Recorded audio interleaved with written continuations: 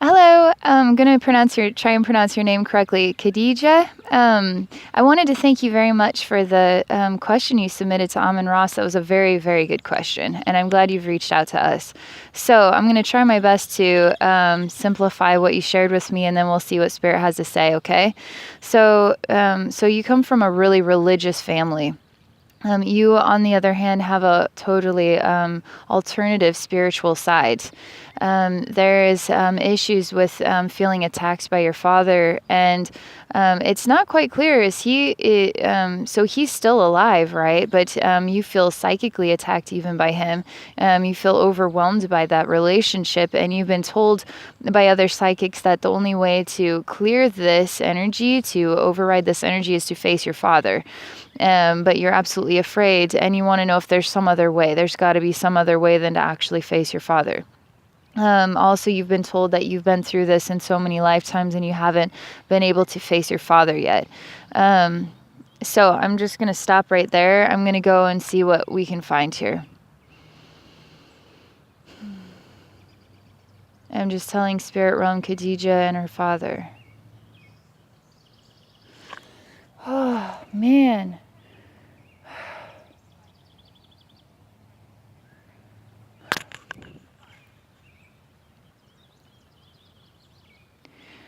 There's so much loud, angry noise. There is hatred. There's I want to kill you going on here from a big man. There's I'm going to kill you going on here. There's I'm going to strangle you. I'm going to kill you. There's literally all kinds of very deranging thoughts towards you. Literally taking hands around neck and trying to squeeze your head off, then taking your head and doing all kinds of nasty stuff to it. I mean, trying to kill you. Thing is nobody has any power. He has no power over you. Why are you afraid of him? When you fear, you give all your power away. Don't you understand that? So he can't do anything to you. He can threaten you all he wants.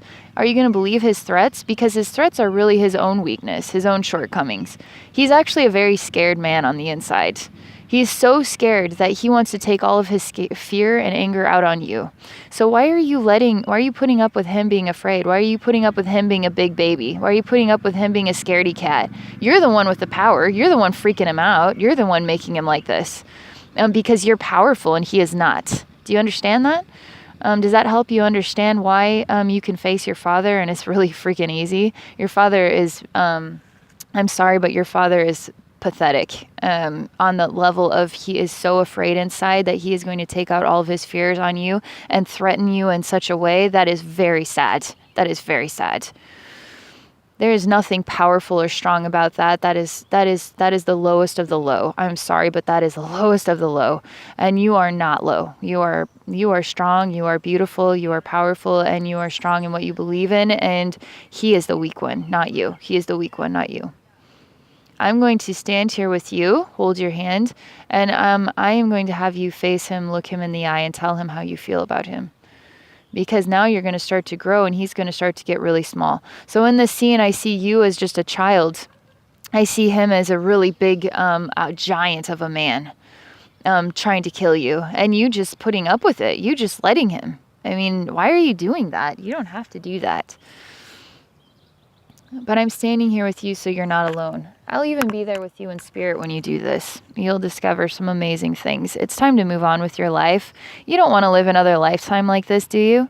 Do you want to keep doing this over and over and over again? Because you're gonna keep doing this over and over again until you finally face your father. And your father is the tiny one. Your father is the child. Your father is the weak one. Your father is the scared one. He's the one shivering in the corner, terrified. And so he just wants to build himself up so big that he can scare you enough to doing whatever he wants you to do. Screw that. No.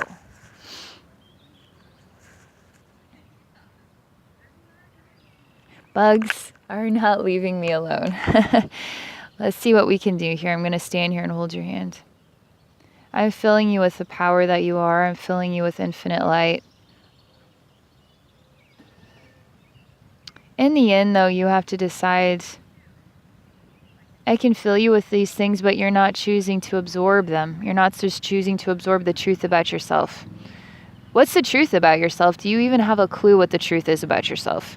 Is the truth about yourself that you're a pathetic child that doesn't know anything? You should be scared for your life. Is that the truth about yourself? Or is the truth about yourself that you are firm and you are strong and you are powerful and you are a force to be reckoned with? And your father is this big in comparison. Your father is tiny in comparison to who and what you are. Why are you letting him make you believe that you're just a little person? I mean, I keep seeing the scene as like you're a child and he is like a 10-foot tall man, super big, buff, robust man. So I see him as so powerful. He's not. He is so weak inside. I can tell the difference between what is real power and what is really weak inside, and he is very weak inside. There's nothing for you to snuff out that fire. He is nothing. He is like one tiny little candle with a flame. That's how weak and vulnerable he is. You could blow that out in an instant. So why are you not doing that? What are you afraid of? You needed somebody to tell you this perspective because you haven't been told this perspective. You've been given the opportunity to see your father as the power and you as not the power. Without you knowing the power that you possess within and around yourself, it's going to be hard to know how to stand up to that. I hope this video helps you discover the power that you are. Whew.